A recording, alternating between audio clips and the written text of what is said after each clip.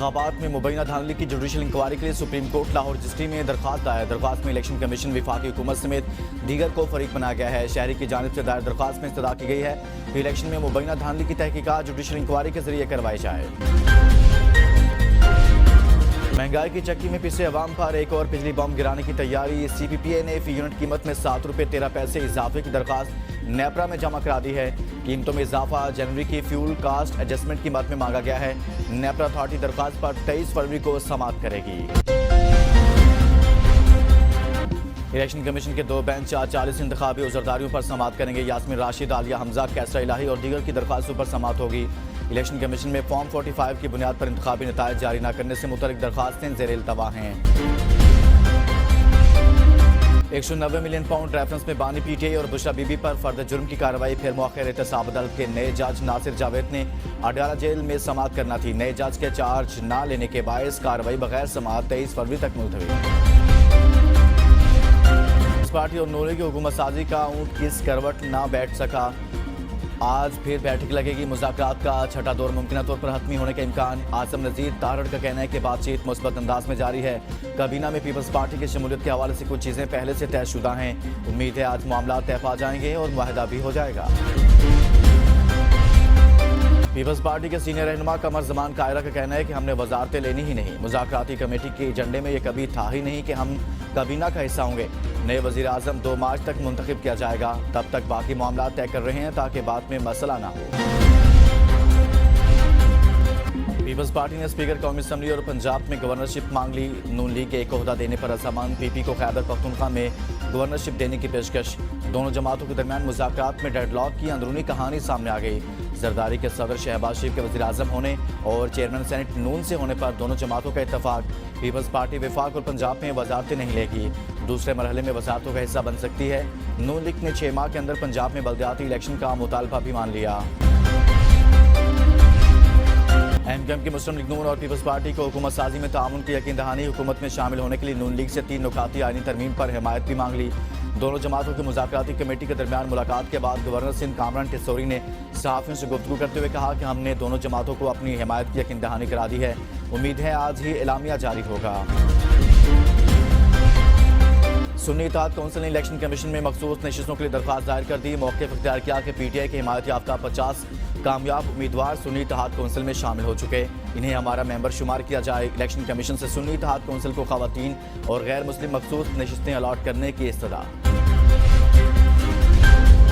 में नामालूम अफराद ने नौमुंतखब MNA चौधरी इलियास को मुबैना तौर पर अगवा कर लिया। NA 62 से नौमुंतखब आज़ाद उम्मीदवार चौधरी इलियास अपने कज़न के साथ सराय आलमगीर से इस्लामाबाद जा रहे थे। कज़न के मुताबिक 20 से ज़ायद अफराद 7 से 8 गाड़ियों में आए और अपने साथ ले गए। तर्जुमान पुलिस के मुताबिक MNA के मुबैना अगवा के मामले की तहकीकात जारी हैं। पंजाब में हुकूमत साजी के लिए नून लीग का पार्लिमानी इजलास कल तलब नामजद वज़ीर आला मरियम नवाज जाती उम्रा में इजलास की सदारत करेंगी। ज़राए के मुताबिक इजलास में हुकूमत साजी स्पीकर और डिप्टी स्पीकर के इंतखाब पर मुशावरत होगी। नून लीग के तमाम नौमुंतखब अरकान में पंजाब असम्बली को इजलास में शिरकत की हिदायत।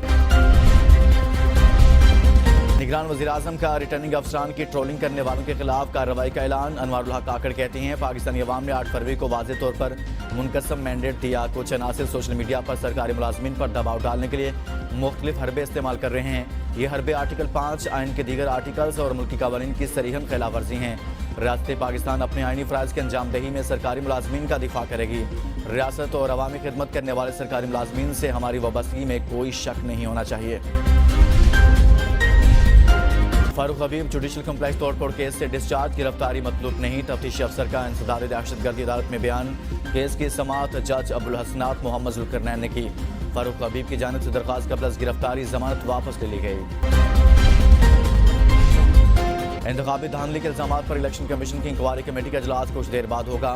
इंक्वायरी कमेटी आज तमाम मुतल्लिका DROs और ROs के बयानात कलमबंद करेगी। सुप्रीम कोर्ट में भुट्टो रेफरेंस की समाअत कुछ देर बाद होगी। चीफ जस्टिस काजी फाजिल की सरबराही में 9 रुकनी बेंच समाअत करेगा। सुप्रीम कोर्ट ने गुज़िश्ता समाअत पर अदालती मुआवनीन से तहरीरी दलाइल तलब किए थे। महली की मुद्दत 5 साल से ज्यादा नहीं हो सकती। सुप्रीम कोर्ट ने तफसीली फैसला जारी कर दिया। 53 सफ़हात पर मुश्तमिल फैसला चीफ जस्टिस काजी फाइज ईसा ने तहरीर किया। जस्टिस याहिया अफरीदी का इख्तलाफी नोट और जस्टिस मंसूर अली शाह का इजाफी नोट भी तफसीली फैसले का हिस्सा है। तफसीली फैसले के मुताबिक समीउल्लाह बलोच केस में ताहियात नहली का फैसला खत्म किया जाता है। सुप्रीम कोर्ट ने समीउल्लाह बलोच केस में ताहियात नहली का डिक्लेरेशन देकर आइन बदलने की कोशिश की। आर्टिकल 62(1)F में ताहियात नहली का कहीं जिक्र नहीं। जस्टिस याह्या अफरीदी ने इख्तलाफी नोट में लिखा, आर्टिकल 62(1)F के तहत नहली कोर्ट ऑफ लॉ की डिक्लेरेशन तक महदूद है। नहली तब तक बरकरार रहती है जब तक कोर्ट ऑफ लॉ की डिक्लेरेशन मौजूद है। कालाम में शदीद बर्फबारी के बाद राब्ता सड़कें ब्लॉक, सयाह होटलों तक महसूर। दियामिर, गजर, अस्तौर और स्कर्दू के बाला इलाकों में बर्फबारी से गाड़ियां फंस गई। बल्तिस्तान डिवीजन में बर्फबारी का नया सिलसिला शुरू। मुतादिद बाला इलाकों के साथ जमीनी राब्ते भी मुनक़ता। लवारी के अतराफ 3 फीट तक बर्फबारी रिकॉर्ड। मरी में 8 इंच तक बर्फ पड़ चुकी। हरीपुर में बारिश के बायस दीवार गिर गई। मलबे तले दबकर एक शख्स जाँ बहक, 2 जख्मी हो गए। पेशावर में घर की छत गिरने से 2 बच्चे और 3 खवातीन दब गई। खातून और एक बच्चा जाँ बहक। रावलपिंडी इस्लामाबाद में मौसम अबर आलूद, आज मजीद बारिश की पेशगोई। कराची में बच्चों के मामले पर झगड़े में फायरिंग से यूसी चेयरमैन जाँ बहक। गुलिस्तान जौहर ब्लॉक 9 में फायरिंग से 6 अफराद जख्मी भी हुए। जाँ बहक शख्स की शिनाख्त साबर मक्सी के नाम से हुई, जो यूसी 9 का चेयरमैन था। मकतूल का ताल्लुक पाकिस्तान पीपल्स पार्टी से था। इब्तदाई मालूमात के मुताबिक वाक़या बच्चों की लड़ाई के दौरान पेश आया।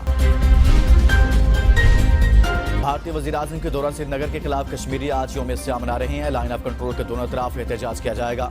आज़ाद कश्मीर भर में मोदी की मकबूजा वादी आमद पर एहतजाज और रैलियां निकाली जाएंगी।